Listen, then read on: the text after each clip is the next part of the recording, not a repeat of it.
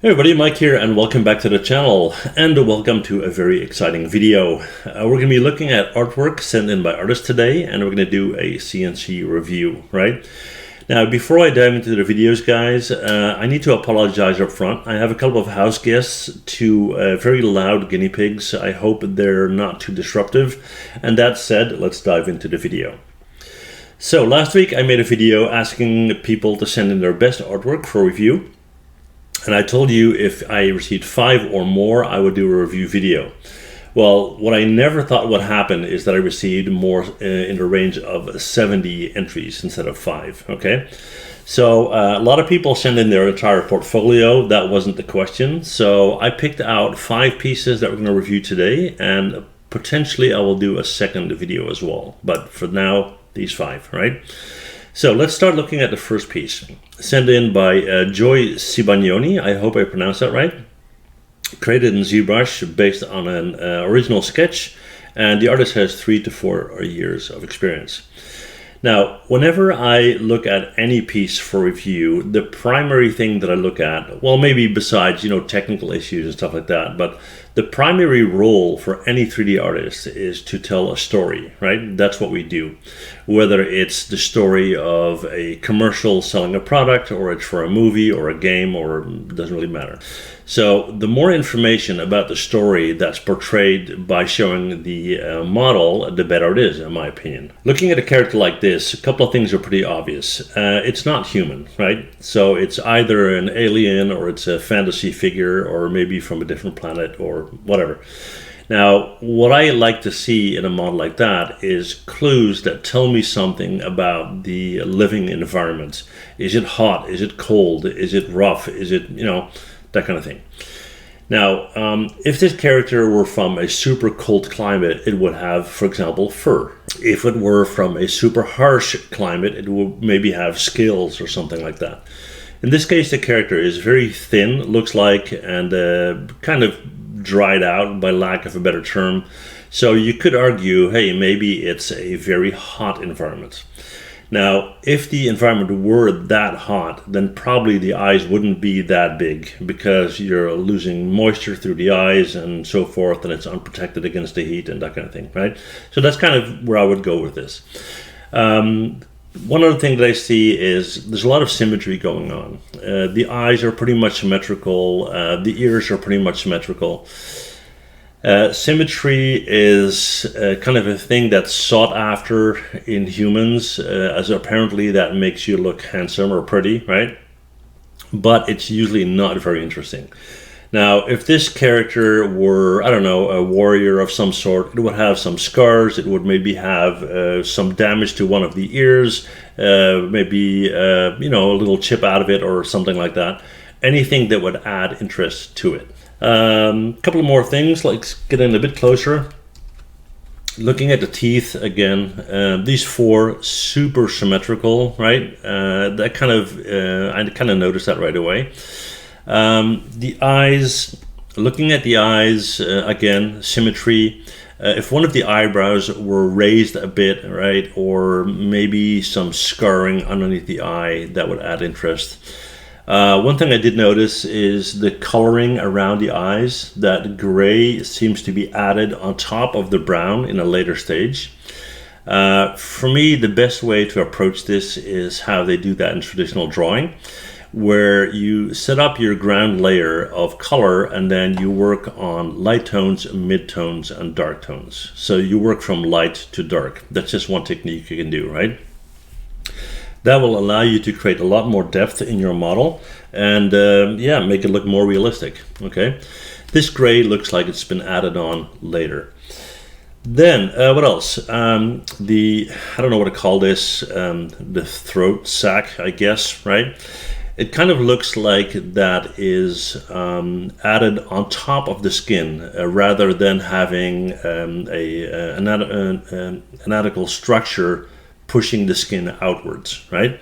So it kind of looks like it's added on top. That's not bad per se. I think it would look a little bit more realistic if it were more blended in, right? Then we have the area here with the clavicle, the chest area. Well, considering that typically your heart and lungs and all that kind of stuff is back here, this is one of the most vulnerable areas of the entire body, right? And having a gap in between right here wouldn't make sense to me. Now, if this were a quadruped or like an animal type walking on all fours, it would make a little bit more sense.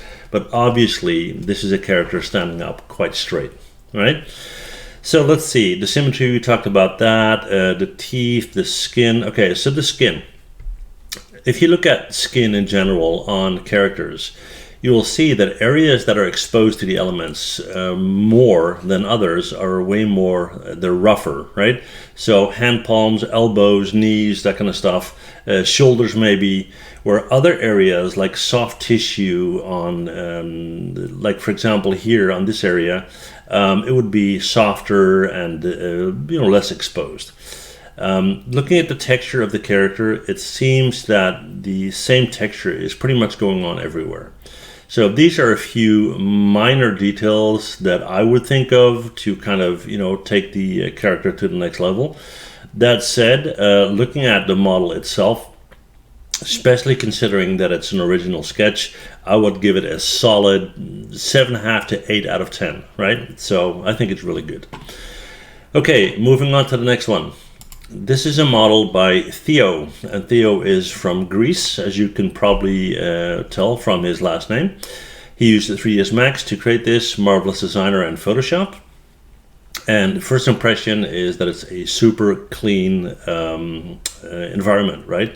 Very nice and very clean. So it's always hard to kind of comment on something like this. You have to get into the nitty-gritty at an extreme level, right, to find anything at all. I have spent some time on it. I have watched it. I have looked at it very closely, and I think there are a couple of things that I can mention. Let's get in close for a second. So we have the lights going on here, right? Now, if this is a hotel room and you're lying in bed, you would have some light switches somewhere on the wall, or you would have a cord hanging here, or maybe, a switch on the wall, something like that to turn them on or off, okay?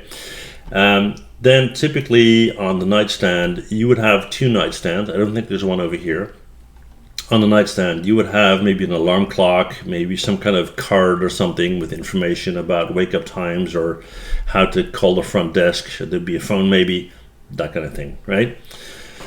Right, what else? Looking at the bed itself, it's...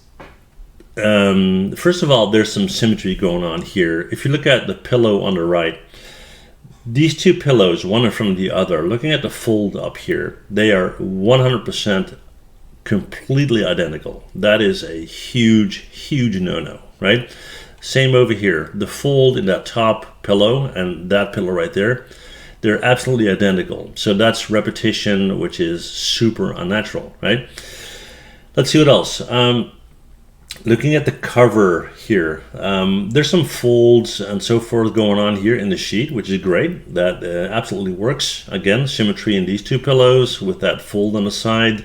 I would try to avoid that. The blanket itself, especially with that texture, looks amazing. I like that.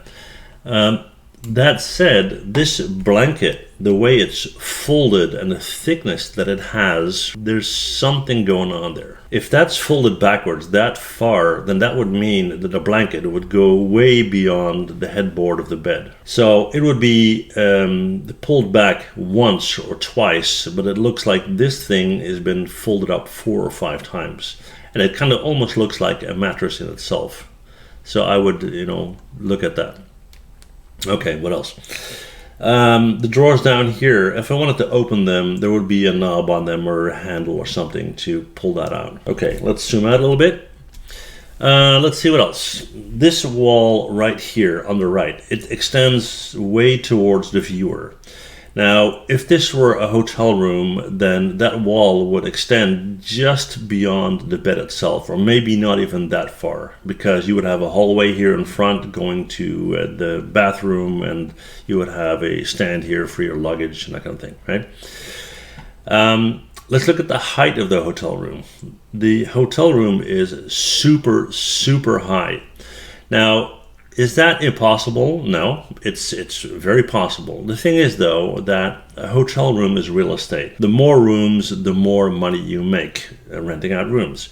So if you almost double the height of a normal room, you would be losing a lot of space and therefore a lot of money. So it would be more realistic to have the ceiling just somewhere up here, just above the railing of the curtains. Okay.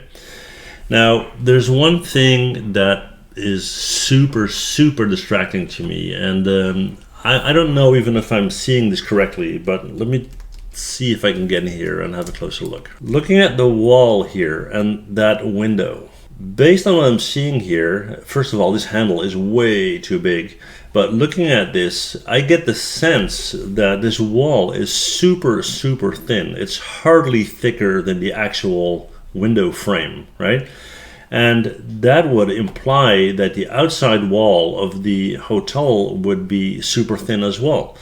So you would typically have a wall that's way thicker, and you would see that windowsill here and so forth. Now, maybe I'm not seeing it right just because of the texture, but hey, that's kind of something I noticed. Let's see, anything else? No, not really. I think it's a very clean piece. It's something that can be adjusted easily. And right now I would give it I would say a solid 7, but if you address the things that that I'm noticing and you agree to them, I would say you can push this easily between the 8 and a 9. Okay, but hey, job well done. Looks great. All right, let's go to Eugenia Rechkunova, and I'm so sorry if I butcher your name. Eugenia mentioned that she made this based on, I assume it's a she, by the way, that she made this based on concept piece by Gustavo Sinead, and it's called Dandelion versus the Wind. Now, if this were her own design, I would be absolutely blown away. I think it's super, super cool, and this is what I really like in 3D models. Talking about original, talking about creative, talking about making a story come to life. Absolutely love it. Now, because it's not her concept, I have to judge it purely based on the execution. And I did receive an ArtStation link where I saw this model animated, rigged, and all that kind of stuff. So, and I'll put the link below so you can check that out. So, but I can't take that into account. It wouldn't be fair to the others. So I'm just going to look at what I have right here. Okay. Now, I have to look at the execution. Okay. Now, a couple of very small details. You got this book layer thing, this object sticking out of the book. And you have the leaves perfectly curved around them, which is as it should be, right? Very cool. The style of the model, it's continued all over. So you see the style choices in the props, in the clothing, in everything. I would say the only exception might be this little bell thing here. And it looks like it's floating in thin air. I don't know the original concept, and of course it is a stylized piece, but maybe some rope or cable or something. Hey, and I don't know, maybe it's magic, right? From an anatomy point of view, the hands, the position of the fingers, the grip around this thing right here, it's absolutely amazing. It's so well executed. I very much love it. Yeah. Okay. Looking at the fact that the character is basically floating, there's no weight on the feet. It might be absolutely possible that this thing actually is floating. The details in the cape, the holes that are going on there, they tell a story. The roots that are wrapping around here, clearly showing that this is from a tree, branch, something like that, right? The stylized blouse here, it kind of has that feeling of, I would say maybe a Tim Burton feeling to it, which is something I think is really cool. It's called Dandelion versus the Wind, right? Now, The head of the character, the hat of the character, I would say, is kind of what you would see on a dandelion. Here you have the green part of it, right? And the bud, maybe even. And here you have the particles. I don't know what the names are of these things, yeah? They're floating away. So, very strong storyline, okay? Yeah, what can I say? I love it. I love it. And, if this were actually her concepts, I would give this a 10, right? I think the execution is very cool.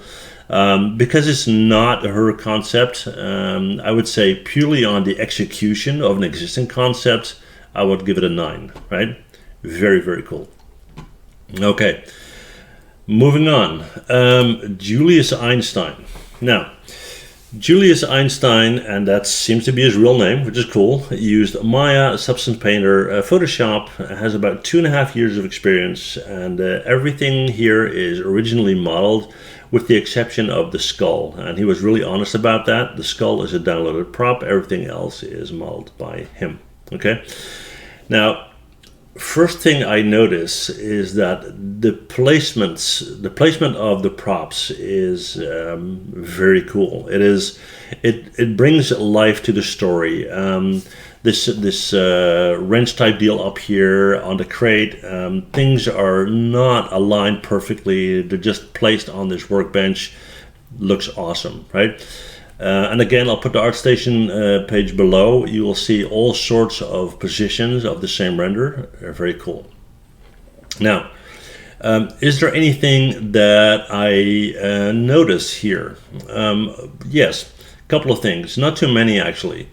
One thing is, it wouldn't make sense to me at all to position this AK-47 on the wall here, right, where you would have to reach over the table to get it.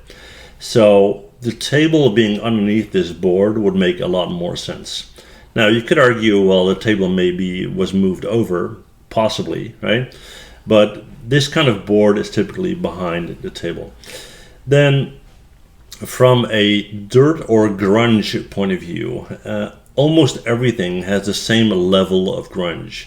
Now, some things are used more than others. Some things will be used while working, let's say, on car parts where there's grease involved, others may not, right? So it wouldn't make sense for everything to have that same layer on it. Other than that, I think it's very original. It tells a story for sure. I get this sense of maybe rebels, maybe in some garage somewhere in, I don't know, movie scene, right? You know what I mean. So yeah, the story element is very strong here. I like that. Technical execution, I would say combined with the story, I would say a 6.5 to 7, right? But from a story point of view, really good. Okay, let's move on to the last one. This is a piece by Jasper Tatum, and this blew me away, right? Now, Jasper is an artist with 7 years of experience, used multiple references from various games, movies, and so forth. But that said, the concept and the execution is completely original. He used Maya and Substance Painter, right? And if we have a look here, then there are a couple of things that I noticed that are very cool. First of all, the differences in not structure, the differences in texture, okay? You see this kind of mesh going on, kind of like a wetsuit behind the armor. This kind of has a feeling of Kevlar to it. Super good execution on that. The colored lines on it kind of add an accent to the female anatomy. So you can see by the stance that it's flowing like this, flowing here, where there's a different angle there. So it's breaking up that symmetry somewhat. Okay. The overall attitude of the stance, the slightly raised eyebrow, I don't know, the overall bad attitude, bad, you know what I mean. Yeah, it looks really cool. What I absolutely love about this is her finger is off the trigger. as it should be.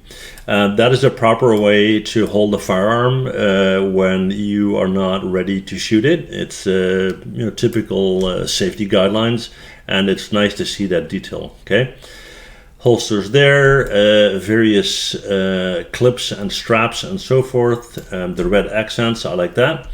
Looking at these ammo clips here, although they are clearly a repeat of each other, they're positioned slightly off, so they're not exactly in the same position. One is tilted somewhat and slightly raised higher, which makes sense. These things would look the same, but they wouldn't be perfectly in the same spot on your belt, right?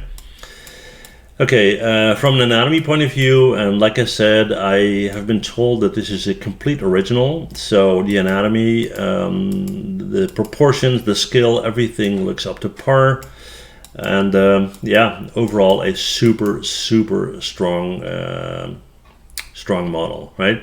And I'm really trying to see if I can find anything to bitch about, but it just looks great. Yeah, I mean, even from a structure standpoint, looking at how the shoes would function, looking at the knee pads, the position of the knee pads, everything really. So yeah, this is very good. Yeah, nothing to complain about on this. It's a super strong piece, and if I were to commission a character for a game and I got this as an end result, I would be super pleased, right? Okay guys, well that's it for our review video of today. Hopefully you enjoy this kind of thing. Again, it's not to critique people, it's to give you some pointers for your own work when you're working on something, things that you can kind of consider, right? Well, that's it guys. Thank you for watching as always, and see you guys next time. Bye.